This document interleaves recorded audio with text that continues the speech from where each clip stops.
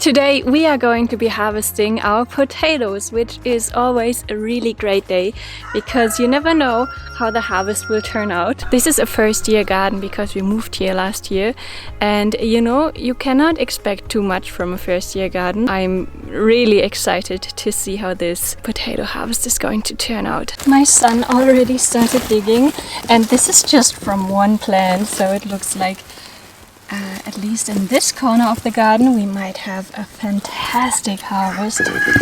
It's about time that we get to harvest these because we have an issue with our chickens entering the veggie garden because they just hop over this fence and then they start digging our potatoes and they get exposed to the sun and turn green. I will show you how we turn these green potatoes into yellow ones later. It's not too cool to have too many green potatoes because they are poisonous if you eat them. By the way, this is a Nordic garden, which means I planted the potatoes a little differently than most people do. I created the beds using toxin-free cardboard, which I rolled over the grass and then spread about 4 inches of compost on top. And I planted the potatoes about 4 inches deep, which means right at the cardboard layer.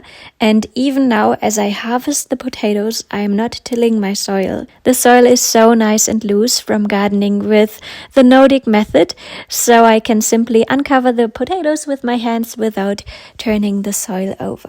Every now and then I use this small hand trowel to help with the harvest, but using as few tools as possible helps to reduce damage to the potatoes. They don't store well if you damage them, and it's one of the many benefits of Nordic gardening that you don't really need any tools. I used to make a big mistake that ruined my entire harvest. The fact that both potatoes and tomatoes are so often affected by that dreaded disease, the late blight, is the reason I will never ever do that again. The year I made that mistake, I planted tomatoes and potatoes next to each other, and in my case, they infected each other and both became so diseased that I couldn't harvest either potatoes or tomatoes that year. Since then, I always grow my tomatoes at the opposite side of the garden from my potatoes. We are noticing that in this part of the garden where there is more shade, the potatoes are a lot smaller. When we get to the sunny side of the garden, which is over there, they get so massive. Look at this. This is so incredible. We have so many big ones. When harvesting potatoes, there's always this wonderful gold rush feeling because you have absolutely no idea what to expect, and each time you're surprised all over again. And especially this year with everything going so well, Potato Harvest Day is the best day of the entire gardening year.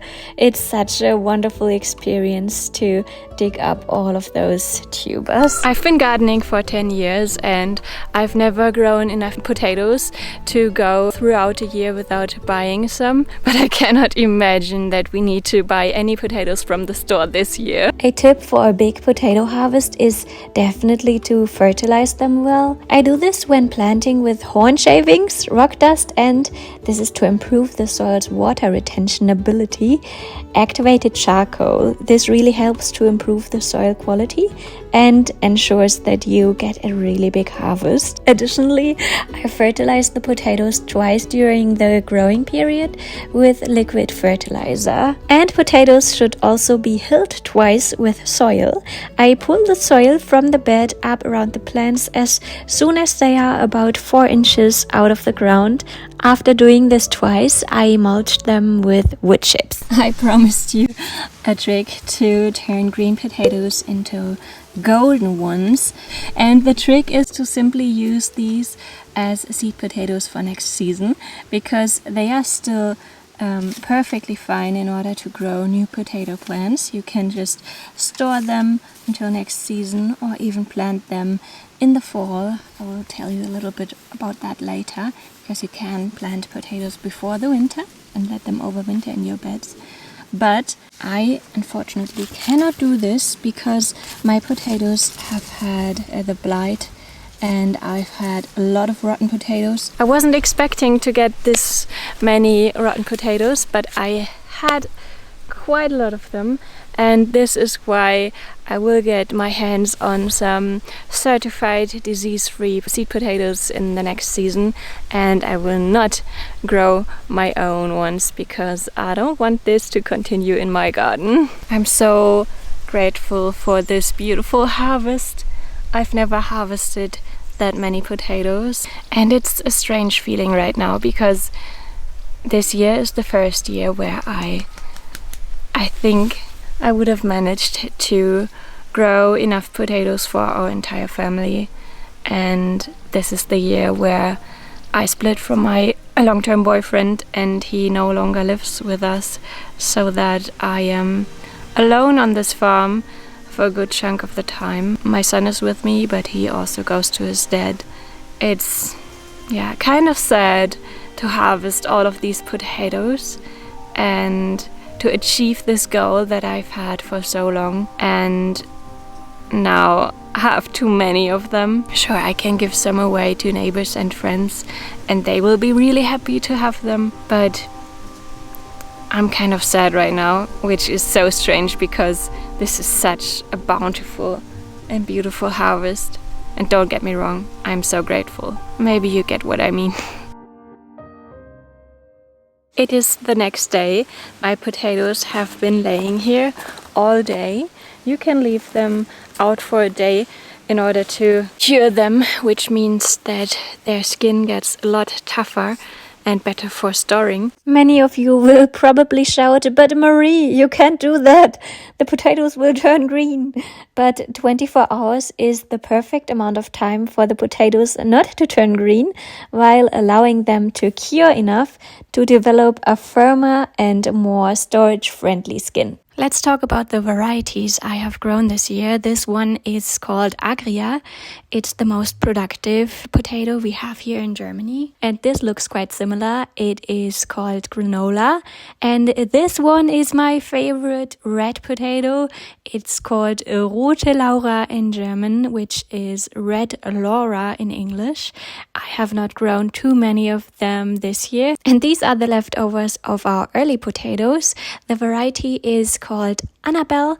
We have harvested almost all of them, but I will be using these to grow over the winter because you can plant potatoes in the fall to grow them over the winter period. I will tell you more about that later. And this one, they look like stones, don't they? Is called Purple Rain. It is white and purple on the inside, and the skin is really nice and purple. You see that better once you've cleaned them. Luckily, I recently discovered a new room on the homestead that I bought that I hadn't seen before because it was a bit hidden under a staircase. It's an old storage cellar that stays naturally cool all year round. It was such a happy day when I realized that I have a cellar like this. In the past, I used to bury an old washing machine drum in the ground and cover it with a stone slab to create a storage pit for my potatoes. You can improvise wonderfully like this if you don't have a storage cellar of your own. We'll be taking the potatoes to the root cellar shortly. Of course, I'll take you with me. I can't wait to show it to you. I mean, look at this incredible root cellar with these old stone walls. I'm so glad we found this room. I'm so in love with it, and we've built some sturdy shelves over the course of the summer in order to store our food in. And we custom built this to match the size of these old boxes that I use to store my food in. So they fit perfectly in here, and this way I can separate the varieties. And I did something that was a little bit stupid because I was too lazy on the day. I brought my potatoes here, which was to just let them roll down the stairs. They won't get hurt by this. I learned at university, I studied organic agriculture, that potatoes can fall off a height of about 80 centimeters, which is about a meter, without being damaged. But what was stupid is that I now mixed 3 different varieties that I have to go sort now. And these are the early potatoes that I will use to plant in the fall. Planting potatoes in the fall is an old Irish method that I learned from a really old gardening book. So just go ahead and try it. I use early potatoes for this. If you also just harvested your potatoes, you might have a lot of space in your beds left. And here's a video where I show you what to plant next, because you can grow a lot of stuff before it's winter. So just check it out and then just go outside and make the world a little greener. See you, bye. Mwah.